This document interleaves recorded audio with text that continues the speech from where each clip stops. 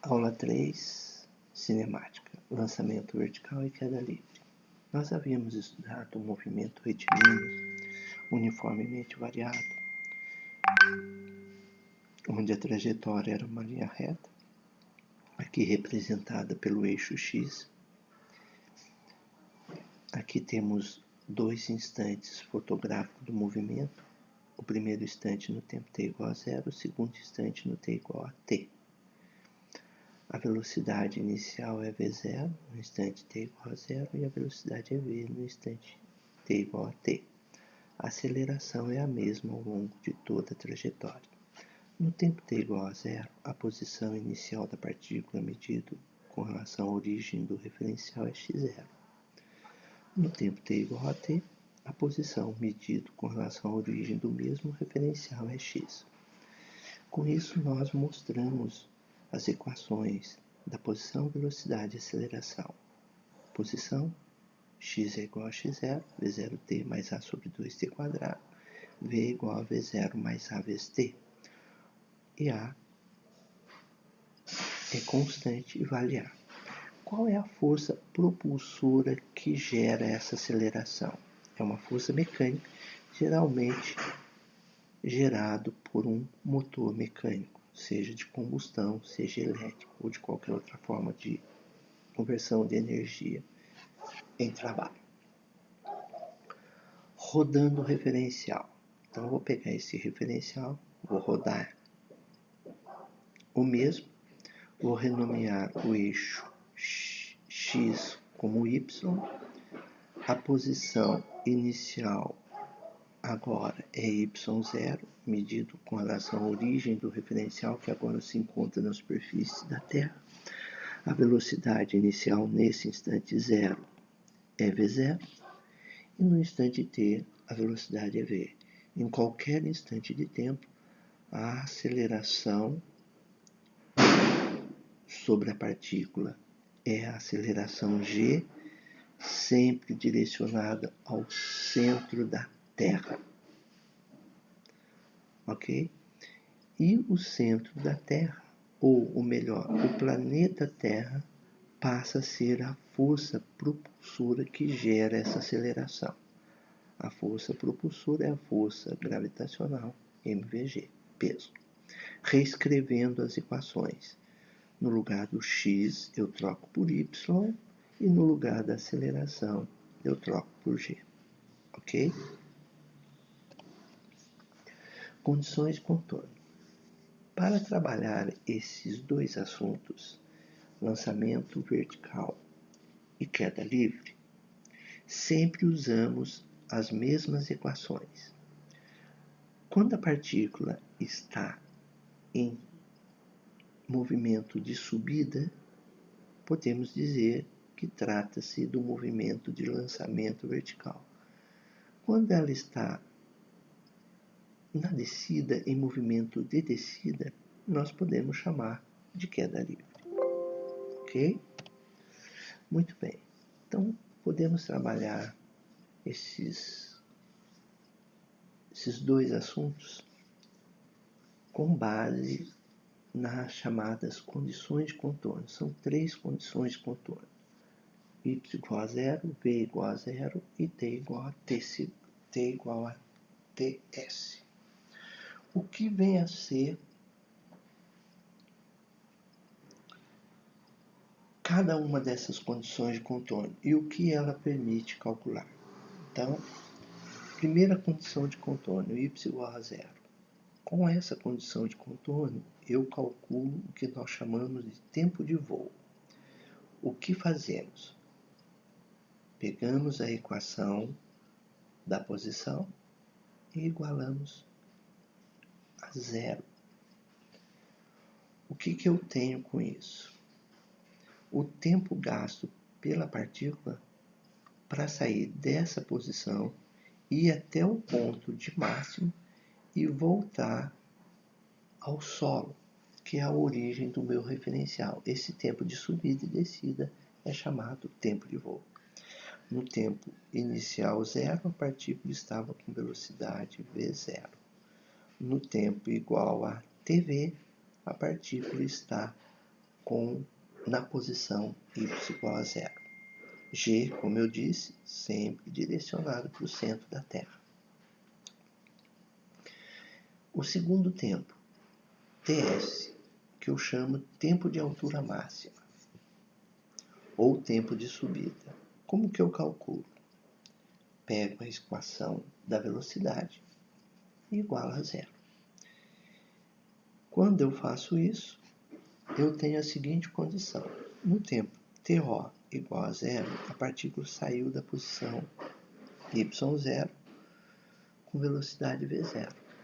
Ela sobe até um ponto de altura máxima, onde a velocidade nesse ponto é 0. Essa velocidade 0 acontece justamente no tempo ts, que é o tempo de subida. E a altura máxima? Pego a equação da posição e substituo justamente o tempo dessa equação, que aparece nessa equação, pelo tempo de subida.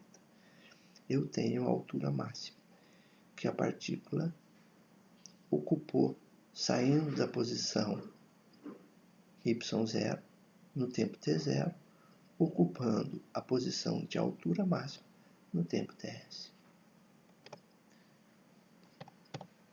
Aplicações. Eu trouxe 3 exercícios de aplicações e um desafio para vocês. Primeiro, eu tenho uma partícula que é lançada verticalmente para cima com velocidade de 20 metros por segundo. Sabendo que a mesma foi lançada do topo de uma montanha, então aqui está a montanha, de 100 metros de altura. Primeira pergunta, qual é o tempo de voo? Então eu tenho que no tempo t igual a 0, a partícula, medida com relação ao solo, está a 100 metros de altura. Ela parte com velocidade v0 de 20 metros por segundo, sempre acelerada ou desacelerada pela gravidade, ou pela aceleração da gravidade, ok? Tempo de voo, a partícula sai desse ponto, vai até o ponto de altura máxima e cai ao solo, onde y é igual a 0, que é a minha condição de contorno. Então, vamos pegar a equação da posição, substituir valores conhecidos, de y0, da velocidade v0 e do g, que eu estou adotando como 10 metros por segundo ao quadrado.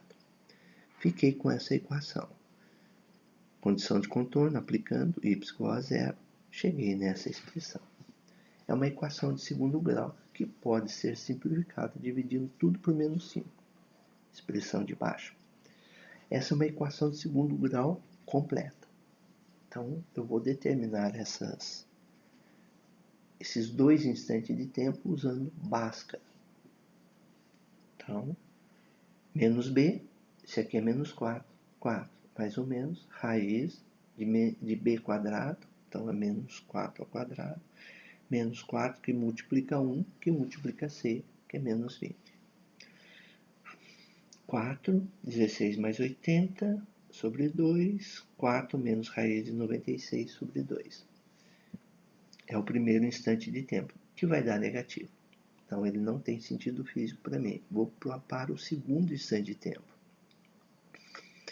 4 mais raiz de 96 sobre 2, 6,90, deu tempo positivo. Então, este, para mim, é o tempo de voo dessa partícula. Qual o tempo de subida? Ou tempo de altura máxima? V0 igual a menos GT. Substituo no lugar do V0 o 20, no lugar do G o 10. V igual a 0, é a condição de contorno. Substituo na equação e consigo com isso determinar o tempo. 10t igual a 20, t igual a 2 segundos. Então o meu tempo de subida é de 2 segundos. Qual a altura máxima? Pego a equação da posição, substituo os valores de y0, v0 e g e substituo no lugar do tempo esse tempo de subida que você calculou aqui em cima. Aí eu tenho 100 20 vezes 2, menos 5 vezes 2 quadrado, resolva a equação, 120 metros. 120 metros é a altura máxima alcançada por essa partícula. Agora eu quero resolver o problema 1, lançando a partícula não mais do topo da montanha, mas do solo. Então, no solo ela parte com velocidade de 20, tá? Sempre desacelerada pelo campo gravitacional terrestre, G, né? Monto a equação da posição, y0, v0t menos g sobre 2t quadrado. Substituo os valores de y0, 0. De v0, 20. Do g, 10. Então eu tenho menos 5t quadrado. Condição de contorno, y igual a 0. Cheguei nessa equação, que pode ser simplificada dividindo tudo por menos 5. De novo, eu tenho uma equação de segundo grau não completa. Posso resolver por Bhaskara de novo. Vou achar 2 instantes de tempo. 4 mais ou menos raiz quadrada de menos 4 ao quadrado. Menos 4 que multiplica A, que multiplica C, que é 0. Dividido por 2 vezes A. 4 mais ou menos raiz de 16 sobre 2. Primeiro instante de tempo, 4 menos 4. Dividido por 2 dá 0. De fato, no tempo t igual a 0, a partícula estava na origem do referencial. Qual o outro instante de tempo? 4 mais 4, dividido por 2 dá 8, dividido por 2 dá 4. Esse é o tempo de voo, o tempo que ela gastou para sair daqui e ir até o ponto de altura máxima e retornar ao solo. Ok? Qual o tempo de subida? V0 menos GT, V0 é 20, G é 10, condição de contorno V igual a 0, tenho que o tempo de subida é de 2 segundos, ou o tempo de altura máxima é de 2 segundos. Qual a altura máxima? Pego a equação da posição, y0 mais v0t menos g sobre 2t quadrado, substituo o tempo de 20. O tempo de 20 não. Substituo o valor da velocidade 20, o valor do g e o tempo de subida. Resolvo. Y dá 20 metros. Ok? Agora com duas partículas. Eu tenho duas partículas que iniciam seu movimento simultaneamente. No mesmo instante de tempo, as duas começam a se mover. É isso que eu quero dizer. Uma é solta da altura de 200 metros, enquanto a outra é lançada do solo com velocidade de 40 metros por segundo. Ele quer que você determine o tempo de encontro.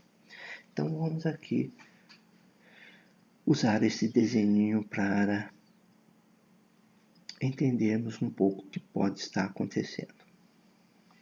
A partícula que cai eu chamei de 1, a partícula que sobe eu chamei de 2. A que cai sempre desacelerada por G. A que sobe também sempre desacelerada por G ou acelerada por G, tanto faz. Ok? Muito bem.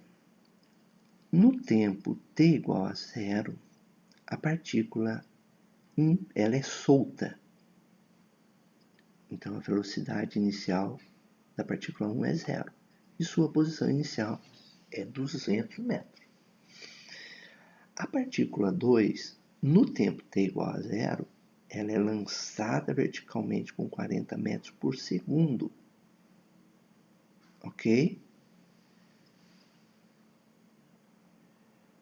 Em todo movimento ela é desacelerada por G e ela vai encontrar a partícula num tempo que nós chamamos de tempo de encontro e numa posição que nós chamamos de posição de encontro. Pode existir duas condições para esse encontro. A partícula 2 ainda esteja subindo quando a partícula 1 encontra com ela, ou a partícula 2 já esteja descendo quando a partícula 1 encontra com ela. Não importa qual é a condição. Você não precisa saber isso de antemão, se foi na subida ou se foi na descida do encontro com a partícula 2. Adote um e monte as equações. Montei a equação da posição da partícula 1. y0, 200, ela é solta, 0, 10 sobre 2, 5. Montei a equação da posição da partícula 1. Da partícula 2, y0, 2, mais v02 vezes t, menos g sobre 2t quadrado. y0 é 0, velocidade inicial da partícula 2 é 40, a aceleração é 10, dá 5. Encontro igual as duas equações. 5t quadrado cancela com 5t quadrado. Tempo de encontro, 5 segundos. O que eu queria, tempo de encontro. Vamos determinar a posição de encontro. Posição de encontro, y1 é igual a y2. Escolho uma das equações horárias para trabalhar. Escolhi a de y2. Substituo o tempo de encontro nela. Esta equação. E cheguei a 4 vezes 5, 200. 5 vezes 5 ao quadrado, 125, 75 metros. 75 metros, depois ela se encontra. Qual é a velocidade da partícula 1 no encontro? V1, V01 menos GT, 0 menos 10T. Para T igual a 5, menos 50 metros por segundo. Partícula 1 descendo. Partícula 2. Monto a equação da velocidade. V02 menos GT. V02 é 40, G é 10. Substituo o tempo de 5, menos 10 metros por segundo. O que aconteceu? Que as duas partículas de fato se encontram, mas as duas já encontram na descida. Desafio. Qual é a altura que devemos soltar a partícula 1 para que aconteça o encontro na iminência de queda da partícula 1? O que quer dizer isso? Essa partícula 2, ela sobe. Iminência de queda da partícula 2. Essa partícula 2, ela sobe. Ela sobe até uma altura máxima e começa a cair. Nesse ponto de altura máxima, nós chamamos de iminência de queda. É nesse ponto que eu quero que a partícula 1 encontre a partícula 2.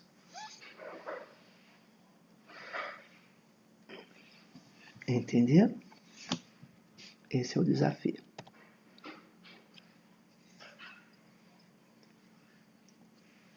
Ok? Qualquer dúvida, vamos nos falando. Muito obrigado.